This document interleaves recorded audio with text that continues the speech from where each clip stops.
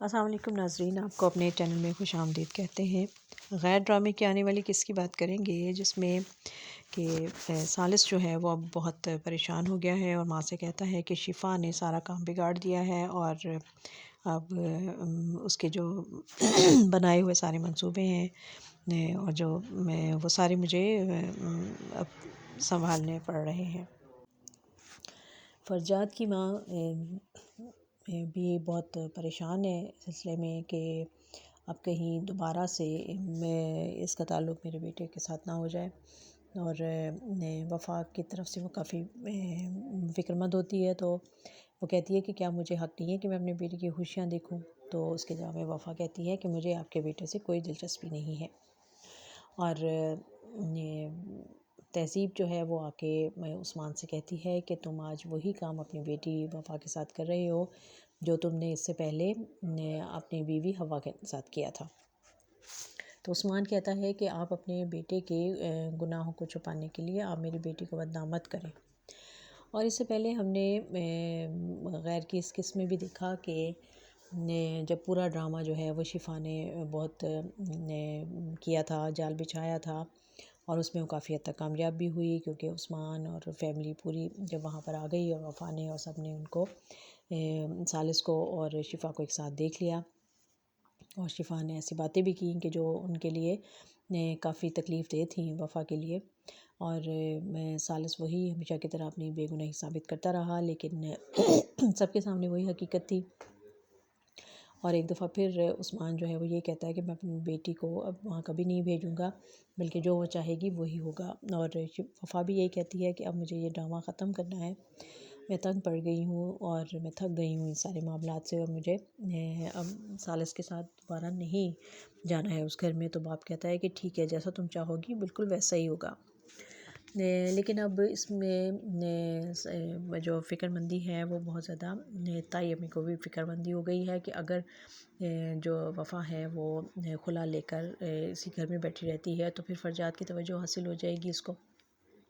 اور اس لیے وہ اپنی دیورانی سے وفا کی سوتیلی ماں سے یہ بات کرتی ہیں، اور اسے کہتی ہیں کہ دیکھو تم عثمان کو سمجھاؤ کہ وہ خلا والے مسئلے سے ہٹ جائے اور ثالث اور ان کی صلح کروا دے، دونوں چلے جائیں۔ اور وہ الٹا اس میں کہتی ہے کہ دیکھیں بھابھی، وفا تو بہت اچھی لڑکی ہے، اور میرا خیال ہے اگر وہ فرجاد کے ساتھ اس کا رشتہ طے ہو جاتا ہے تو اس گھر کے لیے بہت اچھا ہے۔ اور ماں کہتی ہے کہ چلو، میں تو پہلے اس سے جان چھڑانا چاہ رہی تھی اور تم اور مجھے جان پھنساؤ۔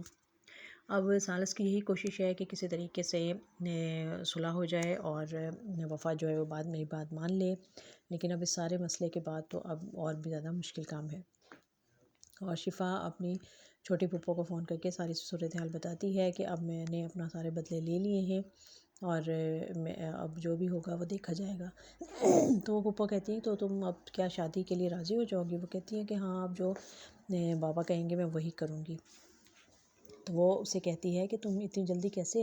ایک نئے رشتے میں ایڈجسٹ ہو سکتی ہو؟ میرا تو خیال ہے کہ تم شادی سے انکار کر دو، بلکہ تم باپ کو نہیں کہو، بلکہ تم اس لڑکے سے جا کر ملو، اس سے تمہاری شادی ہونے والی ہے، اور اس کو دو ٹوک الفاظ میں اس کو انکار کرو۔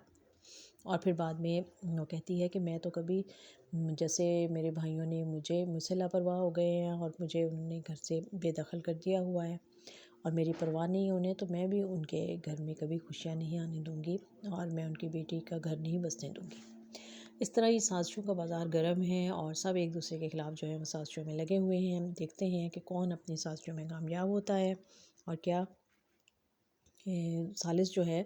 وہ اب جو سچے دل سے اب چاہتا ہے کہ وفا کو اپنا لے اور وفا ہی اس گھر میں واپس آئے، تو کیا وہ اس میں کامیاب ہو پائے گا یا نہیں، اور کیا اس کے ماں باپ جو ہیں وہ اس کی مدد کریں گے اس سلسلے میں، کیونکہ وفا اور عثمان دونوں ہی جو ہیں وہ اب ثالث کی کوئی بات سننے کو تیار نہیں ہیں، اور وہ شفا کی اس حرکت کے بعد سے ان کا خاصا دل جو ہے وہ ان کی طرف سے برا ہو چکا ہے۔ تو دیکھتے رہیے کہ یہ غیر ڈرامہ جو ہے اس میں اب آگے ہمیں کیا کیا چیزیں دیکھنے کو ملتی ہیں، اور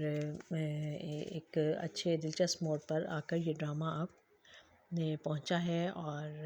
دیکھتے رہیے یہ ڈرامہ غیر۔